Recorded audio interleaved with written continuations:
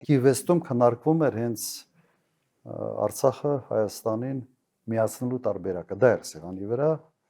եւ շատ մոտ էինք այդ տարբերակին։ Բայց մենք միակողմանի չէինք հռչակում, որովհետեւ այդ հռչակելը կնշանակեր մեկ բան. բանակցային գործընթացի ձախողում եւ պատերազմ հրահրելու առիթ։ Այս կազուս բելի կոչեցյալ։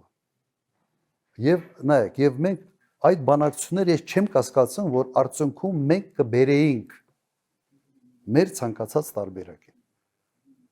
Ավելի ասենց պարզ ասեմ, մենք կոնցեպտը հետեւյալն էր. անվտանգային համակարգերը ունենալ միասնական, ասենց երկու պետություն,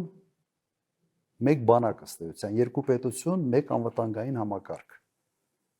Եվ բանակցել եւ արդեն ժամանակի մեջ այդ խնդրի լուծումը տալ եւ նման օրինակներ կար, եթե դուք նայեք օրինակ Արևելյան Տիմորի պատմությունը, նայեք Էրիտրեայի պատմությունը, մի բան է պետք. հետևողական աշխատանք եւ ճիշտ քայլեր։ Հիմա ինչ է արել Նիկոլ Փաշինյանը 18 թվականին։ Խաթարել է բանակցային գործընթացը, միակողմանի հայտարարել է Արցախ Հայաստանը եւ վերջ, եւ ըստ էության ստեղծել է մի վիճակ, որ լեգիտիմության ինչ որ բան էինք հաղորդել Ադրբեջանի ագրեսիայի համար։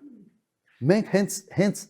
ինչ որ դուք ասում եք, չենք արել հենց դրա պատճառով, որ նման խնդիրներ չունենանք 94 թվին, 7 թվին, 2000, 2008, հենց դա է։ Սա անպատասխանատվության ծայրահեղ ավելի շատ, ասենց ասեմ, տգիտության, հիմարության բաներ, կիրառումներ ուղղակի։ Մեր բանակցային գործընթացի երաշխավորները եղել են Միացյալ Նահանգներ, Ռուսաստան եւ Ֆրանսիա։ Ֆրանսիայի դեմս Ֆրանսիա Եվրոմիություն։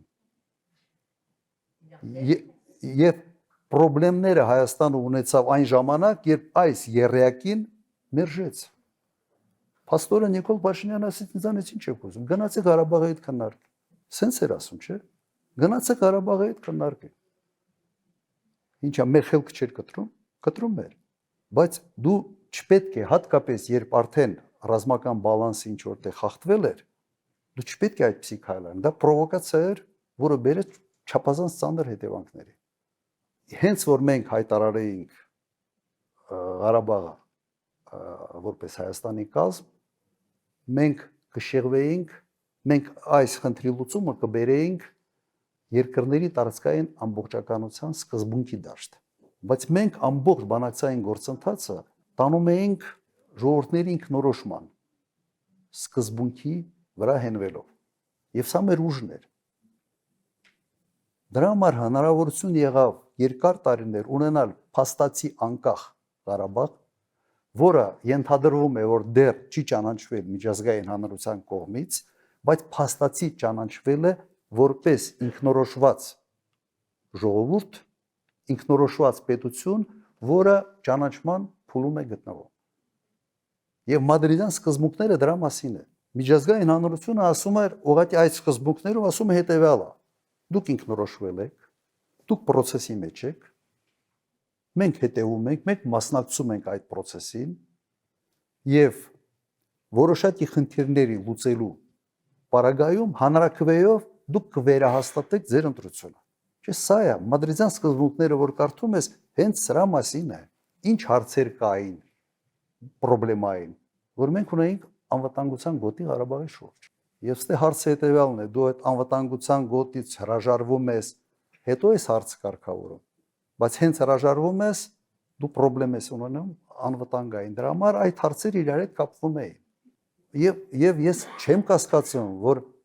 մենք հաջողության կհասնեինք, եթե չլիներ այն ավանտյուրիզմը ուղղակի, որը դրսևորվեց 18-19 թվականներին։ Հիշում եք, ես նույնիսկ կիրառեց տերմիններ, ինքը իրեն համարեց, որ սենց բանը, ինչ որ Ռեմբոյա միջազգային, վերջը գլխին տվին գիքոր դառավ։ Չէ, սա է։ Բայց գլխին տվին, իրեն գլխին տվին, ինքը գիքոր դառավ, բայց ժողովուրդն էլ կաղնեց ծանրագույն վիճակում։ Եվ իր ավանտյուրիզմի պատճառով 5000 զոհ, 11000-ից ավել վիրավոր։ Հիմա ասում են 5000 չի քիչ է։ Հրապարակեք։ Հրապարակեք թվերը, որ մենք ճշգրիտ այն թիվը օգտագործենք, որը կլինի այդ հրապարակման մեջ, անուն, ազգանուն, ով է զոհվածը, որ գյուղից է, որ քաղաքից է,